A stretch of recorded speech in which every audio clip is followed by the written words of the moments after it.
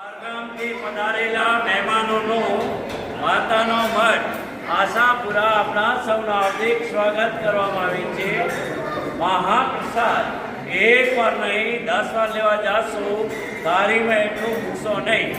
જે કોઈ પણ નાના બાળકની થાળી ઉપાડો છો તેની જવાબદારી મા બાપની રહેશે.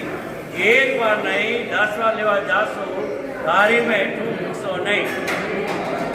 એ લોકો મહાપ્રસાદ લઈ રહ્યા છો 5 પ્લેટ નહીં ભલે 10 પ્લેટ થાય, આપણે ટેબલ ઉપર ઢોરાય નહીં, તેવી રીતે શાંતિથી ખાવાનું જમવાનું છે.